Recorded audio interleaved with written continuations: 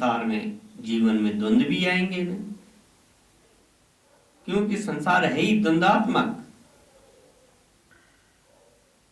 इस द्वंद्वात्मक संसार में रहते हुए भी हम प्रसन्न चित्त कैसे रह सकते हैं?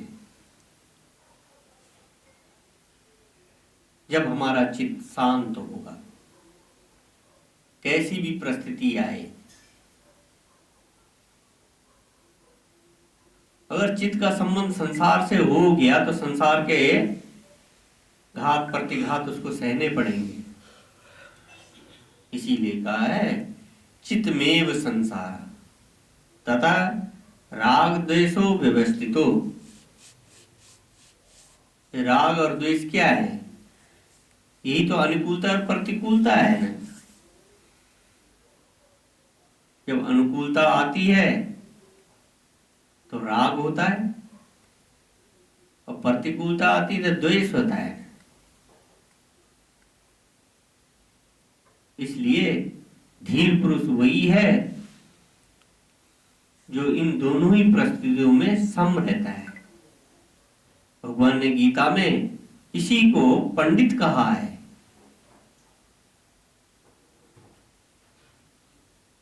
धीर पुरुष कभी संसार के अनुकूलता और प्रतिकूलता में मोहित नहीं होता। जानता है ये आने जाने वाली है, हमेशा एक जैसी परिस्थिति नहीं रहेगी। आज अगर आपके जीवन में दुख है तो कल खुशियां भी आएंगी, क्योंकि दुख हमेशा नहीं रहेगा। और खुशियां आएंगी तो खुशियां भी हमेशा एक जैसी नहीं रहेंगी,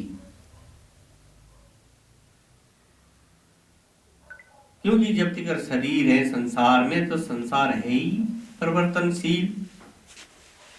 संसार में तो परिवर्तन होते रहते हैं, परिणति होती रहेगी। परिणति का मतलब ही होता है बदलना।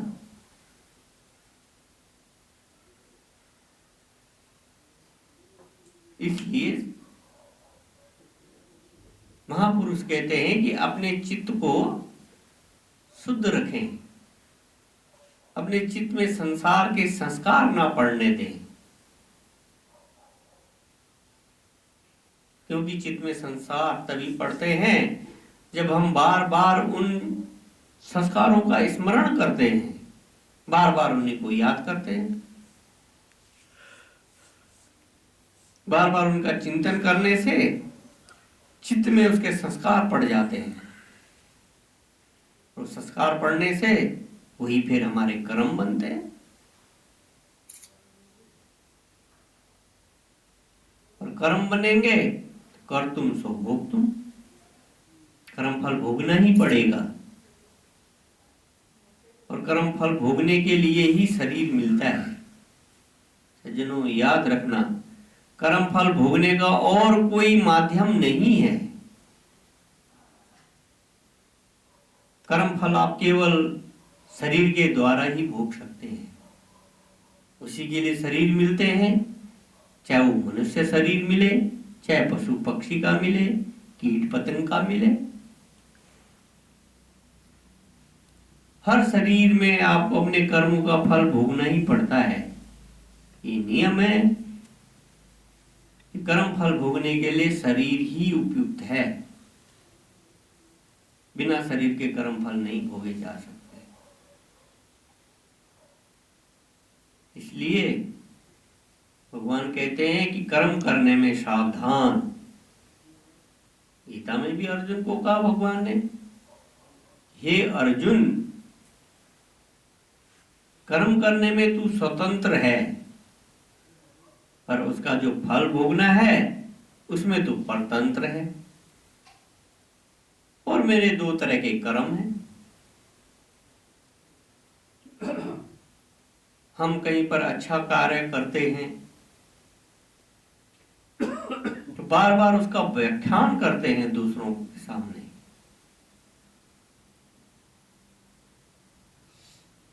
अगर आपके अंदर कोई विशेषता है, कोई गुण है, उसको अपने जीवन में व्यवहार में लाना चाहिए, ना कि उसका व्याख्यान करना चाहिए।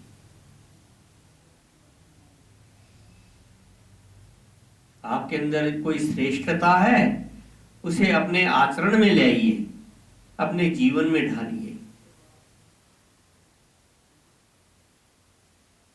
लेकिन हम इसके विपरीत केवल अपने जो अच्छे कर्मों का व्याख्यान करते रहते हैं।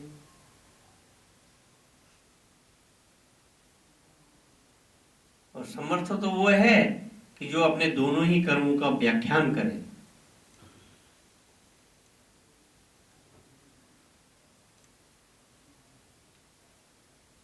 क्योंकि कर्मों का हम जब व्याख्यान करते हैं ना,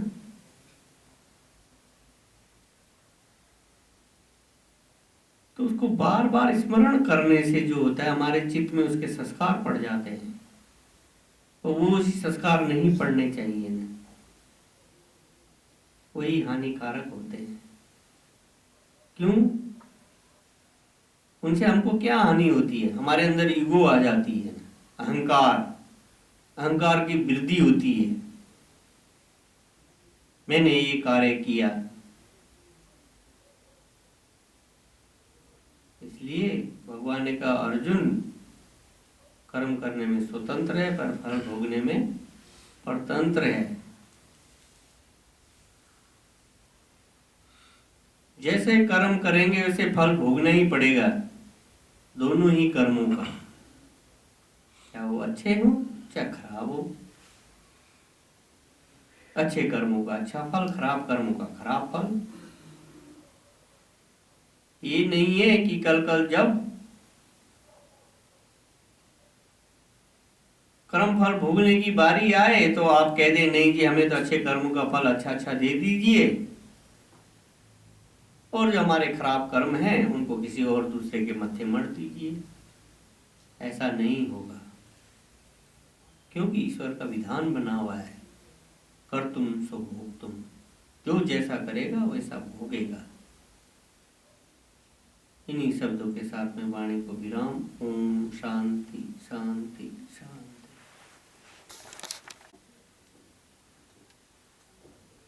कल कह रहे थे कि हम व्यक्ति की ऊपरी क्रियाओं को देखते हैं, उसकी अंदर की निष्ठा कोई दूसरा नहीं जान सकता, वह कितना आत्मनिष्ठ है। उसी को स्वयं पता होता है कि मेरी स्थिति कहां पर है।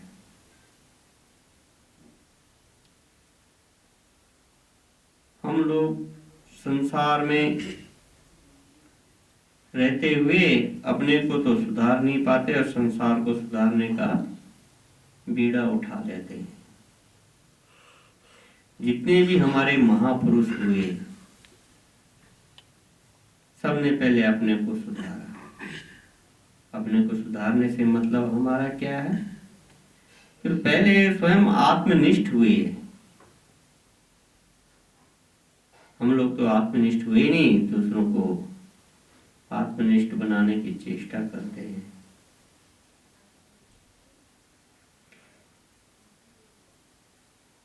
राम जी व्यवहार में तभी आए जब वो आत्मनिष्ठ हो गए। राजा जनक आत्मनिष्ठ होने के बाद भी अपने राज्य को सुचारू रूप से चलाते रहे।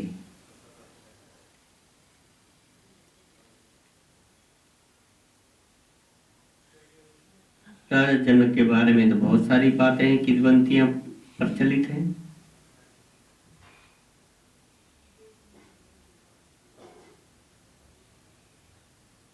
राजा जनक को हर समय सत्संग का रस लगा रहता था। उनके दरबार में बड़े बड़े ब्रह्मज्ञानी महापुरुष थे, विद्वानों की सभा होती थी।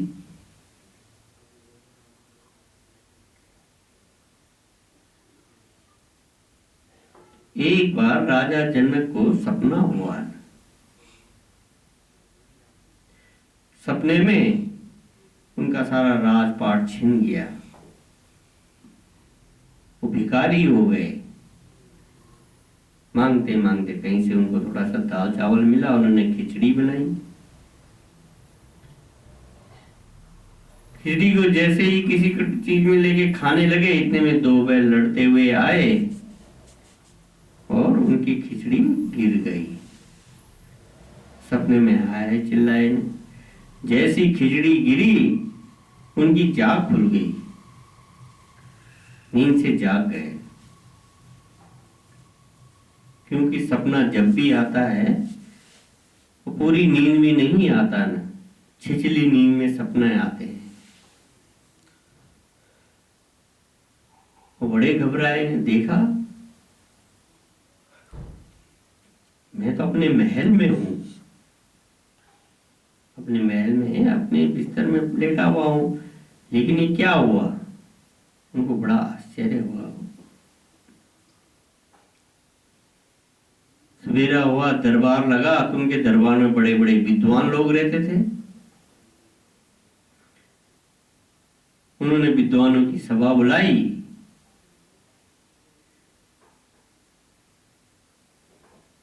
तो उनमें बड़े बड़े विद्वान आकर के बैठे, तो उन्होंने अपना प्रश्न रखा, ये सत्य है या वो सत्य है? बाकी बात नहीं बताई, केवल प्रश्न ये था ना कि ये सत्य है या वो सत्य है।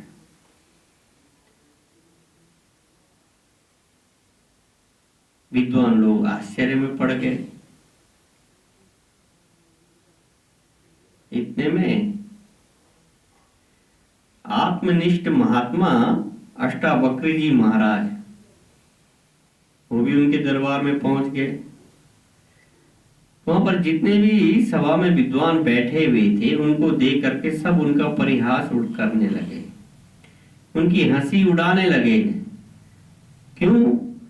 क्योंकि उनका शरीर जो था ना, वो 8 जगह से टेढ़ा मेढ़ा था, इसलिए उनका नाम अष्टावक्र रखा गया। सज्जनों, आत्मनिष्ठा के लिए ऊपर से आपका शरीर कैसा है इसकी कोई विशेषता नहीं है। विशेषता तो आपके अंतःकरण की और मन की है कि आपका अंतःकरण कितना शुद्ध है और आपका मन कहाँ तिकर आत्मनिष्ठ में स्थित है। जब वो विद्वान लोग अष्टावक्र जी का परिहास करा, तो उन्होंने राजा जनक से पूछा, राजा जनक,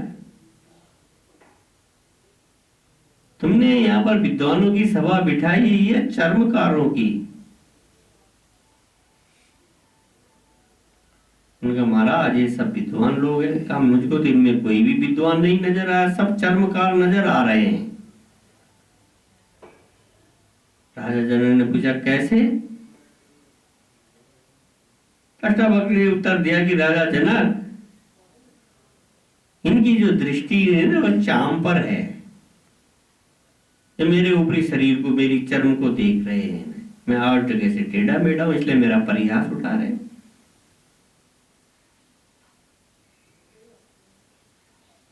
लेकिन इनकी निष्ठा अंदर तो है ही नहीं।